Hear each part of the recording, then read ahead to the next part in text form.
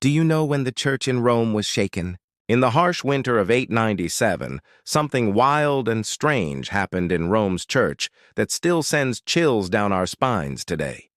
A dead pope was dug up, dressed in his best robes, and put on a throne for a trial. The mastermind behind this bizarre event was Pope Stephen VI, and the unfortunate corpse belonged to his predecessor, Pope Formosus. This event, known as Cadaver Synod, is widely regarded as one of the strangest and most shocking moments in papal history. How could such a thing happen? What could possibly motivate a man to put a corpse on trial? To understand why someone would even conceive such a trial, we must first look at the background. Pope Formosus had a long and stormy career long before he became pope in 891 until his death in 4th April 896, after a tumultuous ecclesiastical and political career. During his life, he had been the Bishop of Porto, a port city near Rome, and was deeply involved in the complex and often brutal politics of Italy. A big moment happened when he backed a guy named Arnulf of Carinthia, who was in the running for Holy Roman Emperor. This move was a direct challenge to another powerful family, the House of Spoleto, who had their own candidate for Holy Roman Emperor, Lambert of Spoleto. By backing Arnulf, Pope Formosus made powerful and bitter enemies. Pope Formosus passed away in April 896, but his controversy lived on. The Spoletan group was just waiting for their chance to erase Pope Formosus from history, and that moment came with the rise of Pope Stephen VI. Stephen's journey to becoming pope was tough, especially after the last pope, Boniface VI, who lasted just 2 weeks for this role. Pope Stephen faced a lot of pressure from powerful Roman nobles, especially the Spoletans, who really hate Pope Formosus. The Spoletans saw Stephen's papacy as the perfect chance for revenge against Pope Formosus. It was their chance to settle old scores, to discredit Pope Formosus and everything he had done. The Spoletans might have thought that punishing Formosus after his death would help their cause. By doing this, Spoletans aimed to erase all his ordinations, decisions, and even his legacy. This would cause chaos, but it would also help them to strengthen their power and remove priests who supported Formosus. For Stephen, it was all about proving himself by taking down the guy who held the spot before him. In January 897, the stage was set for an extraordinary. Pope Stephen VI ordered to dug up the Formosus's body, dressed in full papal robes, and placed on a throne for trial in the Basilica of St. John Lateran. Pope Stephen ordered the tomb of Formosus to be opened. After about 9 months, they pulled his decaying body out and dressed him in the fancy robes he wore as pope. They carried the lifeless body into the basilica and propped it up on a throne, positioning it to face its accusers.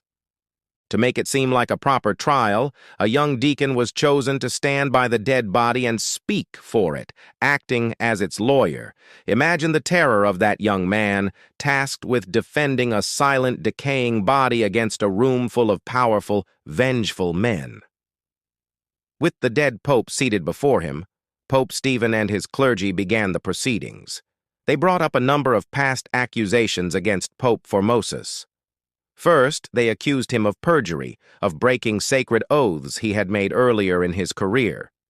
He got hit with a charge for breaking church rules by moving from one bishopric in Porto to another in Rome. This was seen as a serious sin of ambition. Back then, the law said a bishop was tied to their church, so ditching it for a more powerful position felt like a major spiritual betrayal. Finally, they argued his entire papacy was invalid from the start because he was already a bishop and wasn't allowed to hold more than one position. According to chronicler named Liutprand of Cremona and Cappadocia, Pope Stephen shouted angrily at the lifeless body, demanding answers. When you were Bishop of Porto, why did you, with an ambitious spirit, usurp the universal Roman see? Of course, the dead pope couldn't respond. The deacon defending him was probably too scared to argue seriously. Everyone already knew what the result would be. The court, with Stephen in charge, quickly ruled that the late Pope Formosus was guilty of all charges. The verdict was as brutal as the trial itself. everything Formosus did as pope was declared invalid. This meant every priest or bishop Pope Formosus had appointed was now no longer a priest or bishop. Chaos erupted in the church hierarchy, and things got really intense. It wasn't just a legal battle, it turned super violent. Stephen, in a fit of rage, ordered the guards to grab the corpse and make sure everyone saw it. They took a knife and sliced off the 3 fingers of Pope Formosus' right hand, the index, middle, and ring fingers, the very fingers he would have used to give blessings. They stripped the papal robes from his body, dressing it in the simple clothes of a common layman as a final sign of degradation. His body was then dragged out and thrown into a common grave, a cemetery for foreigners, denying him the honor of a proper Christian burial. But even that wasn't enough. A short time later, driven by sheer hatred, his enemies dug up the body once more. They tied heavy stones to it and threw it into the dirty waters of the Tiber River. Later, some people whispered that the river had rejected the body, that it washed up on shore, somehow preserved, and that miracles started to be linked to the troubled remains. The spectacle of the Cadaver Synod horrified the people of Rome, as this wasn't merely a political move or a power play. It was a shocking desecration, an act of extreme disrespect and impiety.